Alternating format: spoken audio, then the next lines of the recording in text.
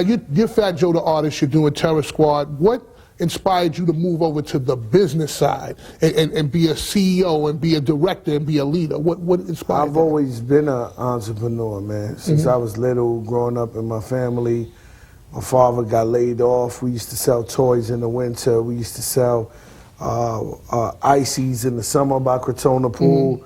You know, I always been into entrepreneuring, and I noticed that the people who were making the real money was the Puff Daddies of the world, you know what I mean? The Andre Harrells and so forth, and the Russell Simmons. So I was like, you know, as an artist, I can make money, but I can make even more money as a CEO and a business manager. So then once I met Pun, I was like, yo, you know what? This dude is phenomenal. I could tell he's the truth. We ain't never seen nothing like it before. Let me get behind him 100%, and I stopped my own career. Did that make you nervous? Did that make you nervous to have to stop your entire career and put it all behind Pun? Because I knew he was just so much better than me. So I knew he could go much further than me. You know what I'm saying? I knew he was very talented. He was incredible. You know, I knew that he was going to take us to where we needed to be. And then at that point, you would step in and just become an artist again. At that point, I stepped in and became an artist again because I seen like people like Master P who were just dropping albums, him, Silk the Shocker, this one, that one, they was all going double platinum. So once I dropped Pun and we made it happen, I was like, yo, I gotta go back and do my album now. Now, when Pun passed away, did that make you a little nervous to have to be the CEO and now step back into the spotlight and do your thing? It didn't make me nervous because this music thing is in my soul, you know what I'm saying? It's in my bones, and making good music is just what I do, you know what I'm saying? As an artist, I wasn't nervous, but did it really affect me? Because, you know, I lost my best friend, I lost, you know, the main artery of Terror Squad, you know, in no way am I as talented or could ever be as talented as Pun was. That's like Rough Riders losing DMX. That's like, you know, Jay-Z, Rockefeller losing Jay-Z. I mean, just think about it, like Murder Inc. with no job, you know what I mean? That's what happened to us, you know what I'm saying? Big Pun died. Now, where is Terror Squad? You know what I'm saying? So I had no choice but to step up and, you know, and make the best music I could. What is a CEO to Fat Joe? CEO is somebody who wears many hats. You know what I'm saying? A guy who's very competitive, who's very motivated and driven for excellence and just to build a legacy. You know what I'm saying? And it takes a lot of responsibility, a lot of, I think every CEO has a shrink or something, man. Because you got to deal with a lot artists. of headaches, right? Yeah, these artists are like crazy. Like I got Remy Martin, she's a headache. You know, I never knew that, you know, you got to get a girl's hair done and her nails and her outfit and, you know, this and that. And then I got this guy, Armageddon, we call him Moody Blues, who he's crazy, he's very moody. Makes good beats. So, yeah, makes good beats. He's my executive producer, actually. Then we got Tony Sunshine, who's a spoiled brat. We got Prospect, who's Sleepy Thug, who comes around whenever he feels like it. We got Pun, who's the most spoiled cat in the universe. And I got to deal with all of them. Plus, you know, you got to make real strong decisions, man. Sometimes you have to disagree with your artist and make, you know, being that I've been around, I've been up this road before, you know, although they think what they think is right, I know out of experience, you know, I got to stop them and we got to do it this way. Do you think the politics of radio and video is ruining the music? Ruining it in a major way, and we're all guilty of that.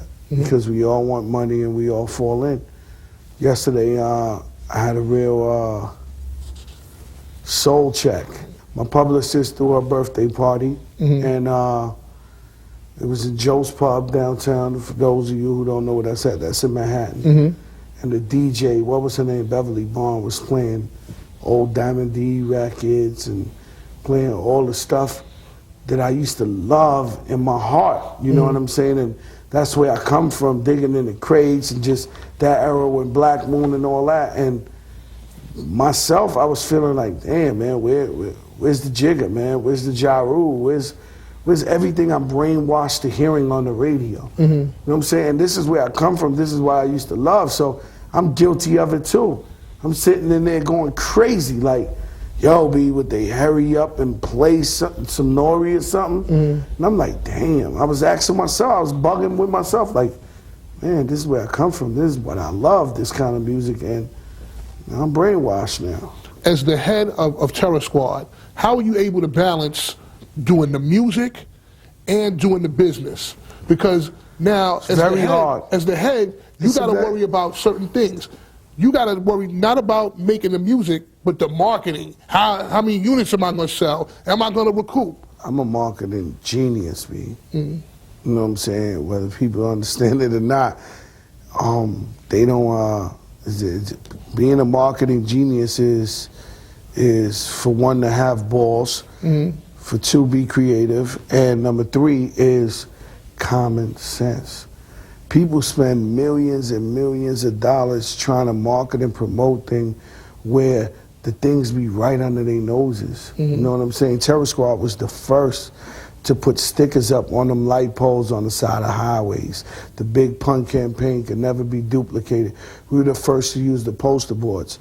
On the side of bodegas, they had Marlboro and all the cigarette companies used to have them poster boards, the 8 sheets on the side of all the bodegas. We found out that they were losing their contract, the cigarette companies, because no longer could they advertise where the kids was. We were the first to advertise hip-hop album, which was Big Pun, on them 8 sheets. We did it all, B. We started the vans going around with the vinyl wraps. We did all that. Don't B. forget the graffiti on the side of the wall, the And murals. we incorporate graffiti with our advertisement. Instead of us paying for billboards, you know what I'm saying, to corporate companies, we have friends who do graffiti where we pay them what we would pay the corporate companies and have them do murals of like the album coming soon. So all this right here, the industry took from Fat Joe and Terror Squad. You know what I'm saying? They ran with it. It's a day of life now. You putting out an artist, they're gonna make the poster boards. You put out an artist, I don't care if you DreamWorks, Warner Brothers, Def Jam, whatever. You know what I'm saying? We started all that. If you could make one change in this industry, what would it be? One change. You could just make one sweeping change to this industry, what would it be? It'd be crazy for me to tell you. Tell me. Just giving radio back to like hip hop, man.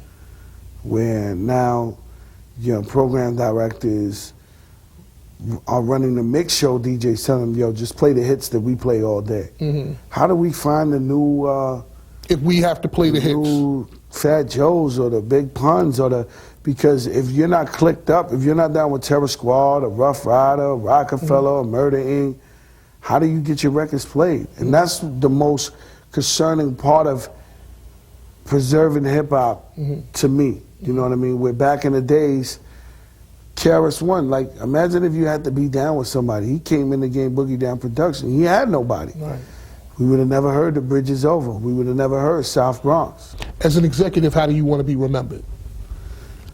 Well, I just want to be remembered as groundbreaking, bringing people like Pun into the game. The first Latino rapper to go platinum. First Latino rapper to go double platinum, nominated for Grammys. First Latinos to have a major record label in hip hop. Just making history, man. Once again, Fat Man Scoop, Fat Joe, Inside Hip Hop. Thank you for coming by again. Always, baby. All right. There